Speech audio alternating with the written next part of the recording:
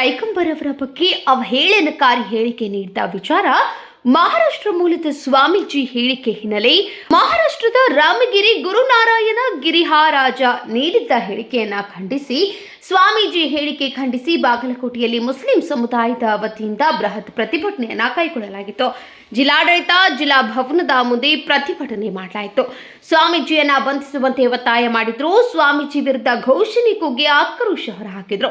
ಸ್ವಾಮೀಜಿಯನ್ನ ಬಂಧಿಸುವಂತೆ ಮಹಾರಾಷ್ಟ್ರ ಸರ್ಕಾರಕ್ಕೆ ನಿರ್ದೇಶನ ನೀಡಲು ಮನವಿಯನ್ನ ಕೋರಲಾಯಿತು. ಬಾಗಲಕೋಟೆ ಜಿಲ್ಲಾಧಿಕಾರಿ ಮೂಲಕ ರಾಷ್ಟ್ರಪತಿಗಳಿಗೆ ಮನವಿಯನ್ನ ಸಲ್ಲಿಸಲಾಯಿತು. ಕಳೆದ ಆಗಸ್ಟ್ 15ರಂದು ಮಹಾರಾಷ್ಟ್ರದ ನಾಸಿಕ್ ಜಿಲ್ಲೆಯ ಶಹಾ ಪಂಚಾಲೆ ಗ್ರಾಮದಲ್ಲಿ ನಡೆದ ಕಾರ್ಯಕ್ರಮದಲ್ಲಿ ಹೇಳಿಕೆಯನ್ನ ನೀಡಿದ್ದ ಸ್ವಾಮಿ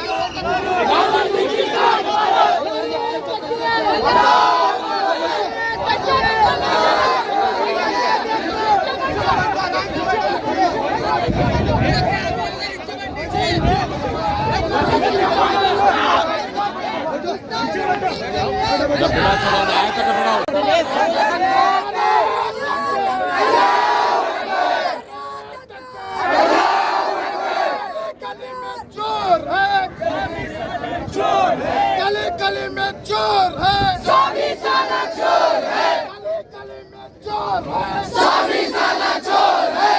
नारे तकबीर, अल्लाहू अकबर, नारे तकबीर, अल्लाहू अकबर। सरकार अंते सरकार, कानून अंते कानून,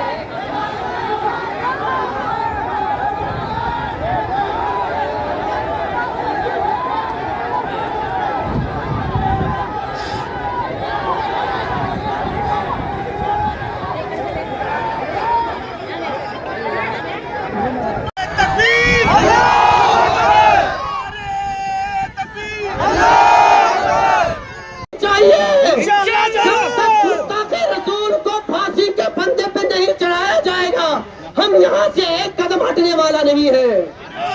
इसलिए खामोशी से मेरी बात आप समाप्त फरमाएं और मीडिया वाले खास तौर से मेरी बातों को रिकॉर्डिंग कर लीजिए।